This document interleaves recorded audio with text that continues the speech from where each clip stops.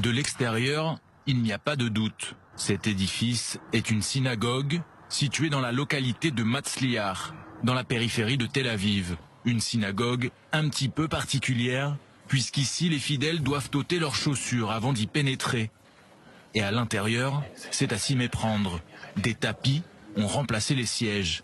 Car les juifs qui viennent prier ici ont pour coutume de le faire à même le sol, en s'agenouillant et en se prosternant. Des rites qui ne sont pas sans rappeler ceux de l'islam.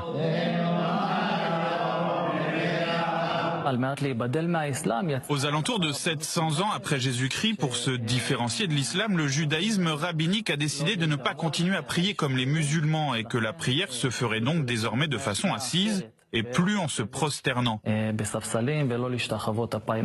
Bienvenue dans l'une des 10 communautés juives karaïtes que compte Israël, un courant du judaïsme reconnu par l'État qui s'oppose pourtant au courant rabbinique.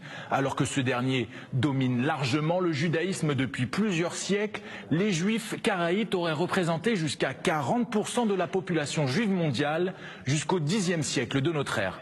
C'est à partir de là qu'ils ont commencé à être considérés comme des hérétiques par les rabbins, qui ont cherché à les exclure de la communauté juive.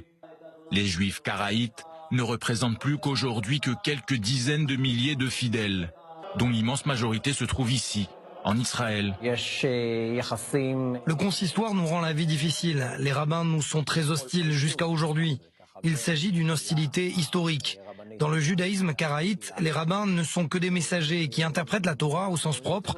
Ils sont en fait les intermédiaires entre les fidèles et la Torah. Alors que dans le judaïsme rabbinique, les rabbins ont autorité d'interpréter la Torah pour faire de nouvelles lois, ce qui ne correspond pas au dogme karaïte. Les juifs karaïtes ne basent en effet leur foi que sur la loi écrite, telle que la Torah l'a décrit. Selon la loi rabbinique, même si ton rabbin te dit que noir c'est blanc, tu dois lui dire amen. Le judaïsme karaïte se base sur l'idée que le bien se trouve dans la Torah et qu'il n'y a pas besoin de se fier à l'opinion d'un autre. La compréhension de la Torah dépend de l'individu.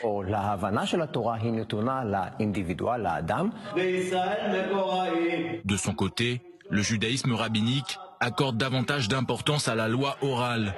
Une loi orale interprétée par des hommes qui n'a donc rien de divin, selon le judaïsme karaïte.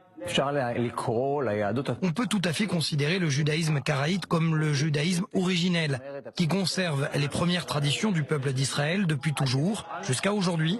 Le judaïsme karaïte, c'est en fait le diamant dans la couronne.